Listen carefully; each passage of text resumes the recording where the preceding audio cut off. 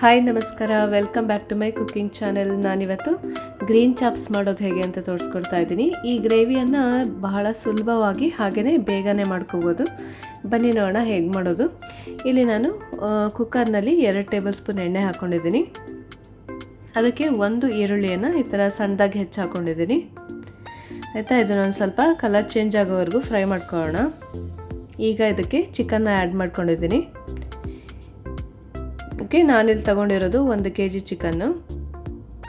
ಈಗ ಇದಕ್ಕೆ 1 tea spoon ಉಪ್ಪನ್ನು ಹಾಕ್ತಾ ಇದ್ದೀನಿ. ಹಾಗೆಯೇ 1/4 ಟೀ ಸ್ಪೂನು ಅರಿಶಿನ ಪುಡಿಯನ್ನು ಹಾಕ್ಕೊಂಡಿದ್ದೀನಿ. ನೋಡಿ, ಈ ಚಿಕನ್ನು ಚೆನ್ನಾಗಿ ಡ್ರೈ ಆಗೋವರೆಗೂ ಚೆನ್ನಾಗಿ ಥರ ಫ್ರೈ ಮಾಡ್ಕೋಬೇಕಾಗತ್ತೆ ಎಣ್ಣೆಯಲ್ಲೇ. ನೋಡಿ, ಆ ಚಿಕನ್ನು ಬೇಯ್ತಾ ನೀರು ಬಿಡುತ್ತಲ್ವ, ಅದು ಸ್ವಲ್ಪ ಡ್ರೈ ಆಗಬೇಕಾಗತ್ತೆ. ಅದಕ್ಕೆ ಸ್ವಲ್ಪ ಕಸೂರಿ ಮೇಥಿಯನ್ನು ಹಾಕ್ಕೊಂಡಿದ್ದೀನಿ, ಘಮಕ್ಕೆ ಚೆನ್ನಾಗಿರುತ್ತೆ. ಬನ್ನಿ ಈಗ ಅದೇ ಟೈಮ್ನಲ್ಲೇ ಮಸಾಲೆಯನ್ನು ರೆಡಿ ಮಾಡ್ಕೊಳ್ಳೋಣ ರುಬ್ಕೊಳ್ಳಿಕ್ಕೆ. ಇದಕ್ಕೀಗ 1 ಈರುಳ್ಳಿ, 4-5 ಹಸಿಮೆಣಸಿಕಾಯಿ, 1 ಟೇಬಲ್ ಸ್ಪೂನು ಕಾಳುಮೆಣಸು, 2 ಚಕ್ಕೆ, 4 ಲವಂಗ, 5 ಹಸಿ ಶುಂಠಿ, ಹಾಗೆಯೇ 10 ಬೆಳ್ಳುಳ್ಳಿ ಹೆಸರು ತೊಗೊಂಡಿದ್ದೀನಿ. ನಿಮಗೆ ನೋಡಿ ಬೆಳ್ಳುಳ್ಳಿ ಕಡಿಮೆ ಮಾಡೋದಾದರೂ ಕಡಿಮೆ ಹಾಕ್ಕೊಳ್ಬೋದು. ಆದರೆ ಚಿಕನ್ ಚಾಪ್ಸಲ್ಲಿ ಕಾಳುಮೆಣಸು ಬೆಳ್ಳುಳ್ಳಿ ಸ್ವಲ್ಪ ಜಾಸ್ತಿ ಇರುತ್ತೆ. ಹಾಗೆ ಹಸಿಮೆಣಸಿಕಾಯಿ ಕೂಡ ನಿಮಗೆ ಖಾರಕ್ಕೆ ತಕ್ಕಾಗೆ ಆ್ಯಡ್ ಮಾಡ್ಕೋಬೋದು. ನಾನಿಲ್ಲಿ 4 ತೊಗೊಂಡಿದ್ದೀನಿ. ನೀವು ಒಂದು 6-7 ಆದರೂ ತೊಗೊಳ್ಬೋದು ಖಾರವಾಗಿ ಮಾಡ್ಕೊಳೋದಾದರೆ. ಕಾಳುಮೆಣಸು ನೀವು 2 ಟೇಬಲ್ ಸ್ಪೂನ್ವರೆಗೂ ಕೂಡ ತೊಗೊಳ್ಬೋದು. ನೋಡಿ, ಇಲ್ಲಿ ಎಣ್ಣೆಯಲ್ಲಿ ಫಸ್ಟು ನಾನು ಹಸಿಮೆಣಸಿಕಾಯಿನ ಫ್ರೈ ಮಾಡ್ಕೊಂಡಿದ್ದೀನಿ. ಇದು ಹುರಿದುಕೊಳ್ಳೋದ್ರಿಂದ ಗ್ಯಾಸು ಅಸಿಡಿಟಿ ಪ್ರಾಬ್ಲಮ್ ಎಲ್ಲ ಆಗೋದಿಲ್ಲ. ನೋಡಿ, ಈ ಥರ ಒಂದು ಸಲ ಫ್ರೈ ಮಾಡ್ಕೊಂಡಿದ್ದೀನಿ. ನೋಡಿ, ಈಗ ಫ್ರೈ ಆಗಿದೆ. ಈಗ ಬನ್ನಿ ಜಾರ್ಗೆ ಹಾಕ್ಕೊಳ್ತಾ ಇದ್ದೀನಿ. ರುಬ್ಲಿಕ್ಕೆ ಏನೇನು ಬೇಕೋ ಆ್ಯಡ್ ಮಾಡ್ಕೊಳ್ಳೋಣ.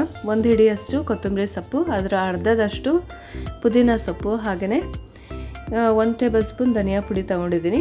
3 ಟೇಬಲ್ ಸ್ಪೂನು ಒಣಕೊಬ್ಬರಿ ಹಾಕ್ಕೊಂಡಿದ್ದೀನಿ. ಹಾಗೆ ಹುರಿದಿರ್ತಕ್ಕಂಥ ಮಸಾಲೆ ಐಟಮ್ಸ್ ಕೂಡ ಹಾಕ್ಕೊಂಡ್ಬಿಟ್ಟು ಚೆನ್ನಾಗಿ ಥರ ಪೇಸ್ಟ್ ಮಾಡ್ಕೋಬೇಕಾಗತ್ತೆ.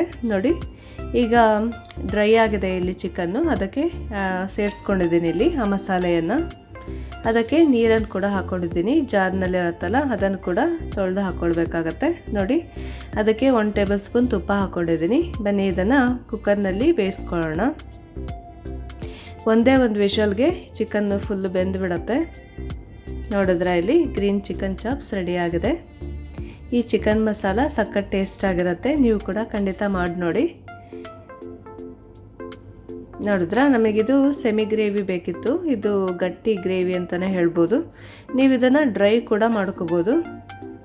ಹಾಗೆಯೇ ಸರ್ವ್ ಮಾಡೋಕ್ಕಿಂತ ಮುಂಚೆ ನಿಂಬೆಹಣ್ಣಿನ ರಸವನ್ನು ಕೂಡ ಆ್ಯಡ್ ಮಾಡ್ಕೊಳ್ಳಿ, ತುಂಬ ಚೆನ್ನಾಗಿರುತ್ತೆ. ಹಾಗೆ ಮನೆಯಲ್ಲಿ ಖಂಡಿತ ಟ್ರೈ ಮಾಡಿ ನೋಡಿ. Okay, thanks for watching. ಇನ್ನೊಂದು ರೆಸಿಪಿ ಜೊತೆ ಮತ್ತೆ ಭೇಟಿಯಾಗೋಣ.